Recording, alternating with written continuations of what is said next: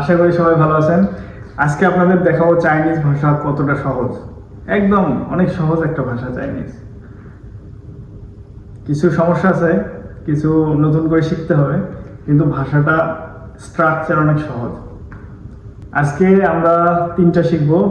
সেটা হচ্ছে যে, ইংরেজি জের মতো দেখতে, যে, কিউ এবং এক্স। এই তিনটা শব্দ, এই তিনটা সাউন্ড শিখবো, এই তিনটা ধ্বনি শিখবো আমরা। তো প্রথমে আসি যে, যে দিয়ে জের উচ্চারণটা আসলে হবে চ এবং বর্গীয় জ। এই চ আর জয়ের মাঝামাঝি একটা উচ্চারণ হবে। চ বলার সময় জিহ্বা যেখানে থাকে ওখানে জিহ্বা রেখে খালি জ বলবেন, তাই হয়ে যাবে চ চ চ চ চ চ চ চ।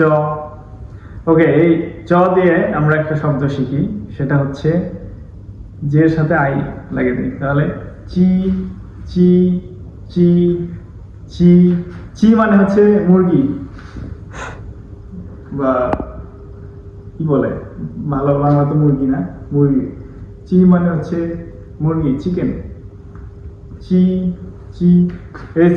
এই যে মাংস বলার সময় চাইনিজে, এই যে ইংরেজিতে বিভিন্ন ধরনের শব্দ আছে, যেমন বিফ, মাটন, একটা আলাদা আলাদা মাংসের জন্য আলাদা শব্দ, কিন্তু চাইনিজে জাস্ট ওই প্রাণীর নাম লাগিয়ে দিয়ে মাংস লাগিয়ে দেবে, তাহলে হয়ে যায়। এই যে যখন মুরগির মাংস বলার সময় চি রো, রো মানে মাংস, তো চি রো বললে হচ্ছে মুরগির মাংস বা চিকেন।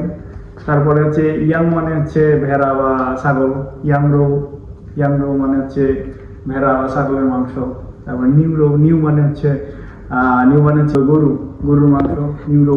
অনেক সহজ, তাই না? এরকম আরেকটা উদাহরণ দেবো, দেখবেন চাইনিজ অনেক সহজ, মানে কিভাবে শব্দগুলো গঠিত হয়, এই স্ট্রাকচারগুলো অনেক সহজ। তারপরে হচ্ছে 2 নম্বরে হচ্ছে কি আছে, কিউ। কিউটাকে উচ্চারণটা হবে হচ্ছে ছয়ের মতো, কিন্তু একটু আলাদা হবে, সরাসরি ছ না, ছ ছ ছ ছ ছি ছি ছি ছি ছি ছি। খেয়াল করবেন আমি কিরকম করে উচ্চারণ করতেছি, ছি ছি ছি। এই জিহ্বাটা সামনের দিকে আগে আসবে, ছ বলার সময় আমরা জিহ্বাটা যেখান থেকে সামনের দিকে আগে আসবে, ছ ছ ছ। আর হচ্ছে উপরের পাটিটাতে জিহ্বা দাঁতের মাড়ির কাছাকাছি উপরের পাটিতে স্পর্শ করবে, ছ ছ ছ ছ। ছি ছি মানে যাওয়া, নি ছি শুয়ে শামা, শুয়ে শামা মানে স্কুল। নি ছি শুয়ে শামা, তুমি কি স্কুলে যাবা? স্কুলে যাও, তুমি কি স্কুলে যাও? নি ছি শুয়ে শামা। ছি ছি ছি মানে কি যাওয়া। আর এই যে মা শব্দ বললাম না, এর আগে তো শিখেছিলাম, মনে আছে না? মা হচ্ছে কোনো কিছু হ্যাঁ এবং না দিয়ে যে উত্তর দেওয়া যায়, সেই প্রশ্ন করার ক্ষেত্রে মা ব্যবহার করা হয়।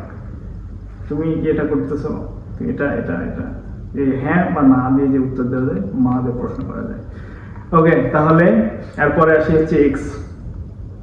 এক্স এর উচ্চারণটা হবে স-এর মতো, কিন্তু ওই যে সাধারণত বাংলায় তালবস্য যেরকম স উচ্চারণ হয়, সেম টাইপের উচ্চারণ হবে, কিন্তু জিহ্বা সামনে চলে আসবে। আমরা তালবস্য উচ্চারণ করার সময় স যেখানে বলি, জিহ্বাটা সামনে আসবে, স স। এক্স দিয়ে আমরা শব্দ শিখি এখন, শুয়ে শুয়ে।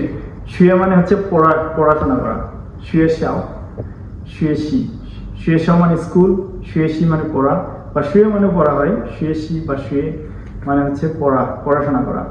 শুয়ে শুয়ে শুয়ে শাও স্কুল। এই দেখেন শব্দগুলো অনেক সহজ, তাই না?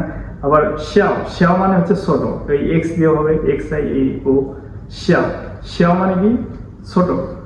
ওকে, এই যে শ্যাও মানে ছোট, এই যে ছোট বাচ্চাদের স্কুল শ্যাও শুয়ে, প্রাইমারি স্কুল বোঝায় শ্যাও শুয়ে। আর হচ্ছে বড় বাচ্চাদের স্কুল ইউনিভার্সিটিকে বোঝায় হচ্ছে তা শুয়ে। তা মানে হচ্ছে বড়, তা শুয়ে মানে ইউনিভার্সিটি। দেখছেন, primary school, university, middle school আছে, আর আছে, ওগুলো পরে শেখাবো। এটাও এরকমই সহজ, এতগুলো একদিন শেখালেও ভুলে যাবে।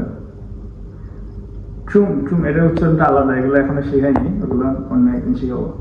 ওকে, আজকে এই পর্যন্ত চাইনিজ ক্লাস। আর হচ্ছে আমি মাগরিবের নামাজ পড়লাম, জাস্ট আজকে অফিসে আছি। আজকে সকালে অর্ধেক বেলা ছুটি নিয়েছিলাম, আমার একটু কাজ ছিল, আমি ওয়ার্ক পারমিট অফিসে গেছিলাম। কাজগুলো শেষ করে আস্তে আস্তে এই তো দুপুরে আসলে একটু লেট হয়ে গেছে। তো আমার কাজ এখনো শেষ করতে পারি নাই। তো ভাবলাম যে আপনাদের তো প্রতিদিন একটা করে ভিডিও দিতে চাইছিলাম, তো সেই জন্যই আজকে এখন ভিডিওটা করলাম। এটা আমাদের মিটিং রুম। আমাদের কাস্টমাররা আসলে এখানে আমরা কাস্টমারদের সাথে বসে গল্প করি, কথা বলি। এই জায়গায় আমি নামাজ পড়ি, এখানে অফিসে। তারপরে এই যে এখানে ডাম্বেল আছে, এখানে ডাম্বেল মারি। ওকে, থ্যাংক ইউ সো মাচ।